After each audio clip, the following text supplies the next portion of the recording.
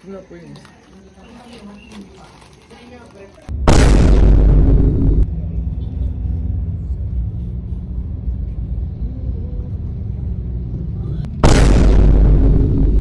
Wala ko EDSA eh.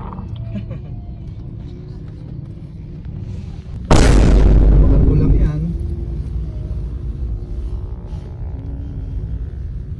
Alright! So chill muna tayo sa video na to guys. At nung nakaraan nga guys na Holy Week ay pumunta kami dun sa may Infanta Quezon. At nagawi nga kami doon para sa isang outreach activity at para makapag-relax na rin kasama ang aming pamilya. At dahil nga alam naming matraffic sa panahon ng Holy Week, kaya inagahan na namin ng alis. By 3 AM pa lang ay umalis na kami mula sa Imus at nakarating kami sa Infanta ng halos 7 AM na. At ayan guys, makikita nyo naman napakaraming rider nung panahon na yan along Marilake Highway. Napakaganda kasi talaga ng karasada dito sa Marilake Highway at yung mga view na makikita nyo ay napakagandang pagmasdan. Kaya marami po dyan mga restaurant, maraming coffee shop na pwede nyong pagstayan kung kayo ay magra-rides dito sa Marilake Highway. At ayan, medyo malapit na nga tayo dun sa pupuntahan natin.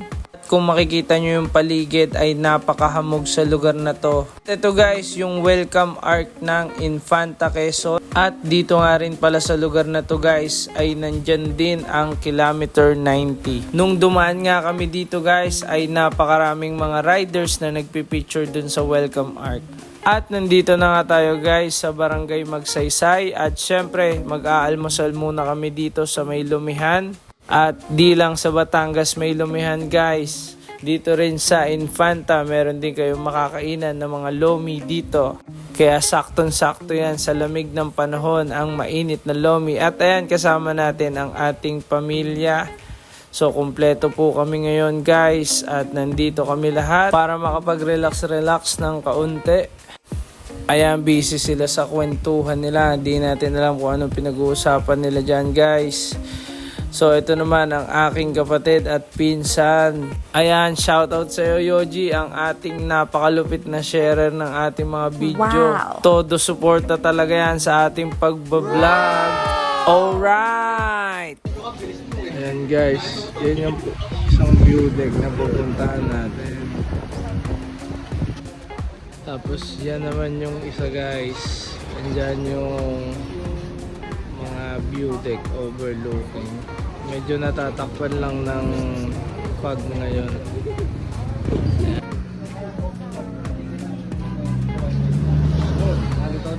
At ayan guys, ready na nga ang ating mga lomi at sinerve na sa atin. At naalala ko nga, meron nga pala kaming biniling malalaking chicharon. At ayan, nakita nyo naman kung gaano kalaki yan. Kaya naman yung ating lomi ay ginawa nating overload sa chicharon. Mas nilevel up natin ang lomi na to. Kaya ito guys, titikman na natin ang lomi na yan. Napakasarap talaga ng lomi, lalo na sa panahon na napakalamig. Solid bagay na bagay talaga ang lomi sa malamig na panahon. At itong lumihan nga na to guys ay matatagpuan nyo dito sa may tapat lang ng DENR dito sa along sa Marilake Highway. Pagkalampas nyo lang halos ng arko ng Infanta Quezon. Pasensya na kayo guys dahil di ko nakuha ang pangalan nila, pero ang lomi na to ay masarap talaga. At madali nyo naman to makikita guys dahil ito lang yung lumihan sa tapat ng DENR. At makikita nyo sa lugar na to ay may checkpoint yung DENR. At ayun, sulit na sulit nga ang kain natin dito. At si Hans nga ay hindi pa niya naubos yung pagkain niya, kaya halos nakadalawang lomi ako dito guys. Empacho tuloy ang inabot. Alright! At nandito na nga tayo guys sa pupuntahan natin. Guys, ganito klima dito guys. Tingnan nyo naman. Ayan. Medyo malamig lang guys ngayon.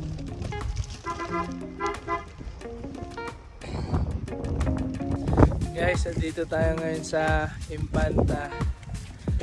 Ito yung Little Baguio na tinatawag. Tingnan nyo naman yung klima dito guys. Ang oras po ngayon ay 7:50 AM. Ito po ang day mga idol. Grabe yung fog guys. Ayan, nagbaba kami ng gamit.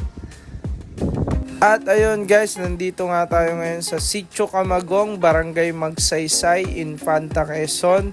Ito nga pala yung karsada na papuntang Kaliwadam, pero hindi pa po yan tapos, ongoing construction pa rin. At ayan yung nakikita nyo pong lupa dyan po tayo pupunta, meron po yung papasok. At sa loob po nyan ay may malaking kubo at dun nga po muna kami mag-i-stay habang nandito kami guys. So salamat guys sa pagsama nyo sa video na to at magkita-kita po ulit tayo. Laging umite para laging alright!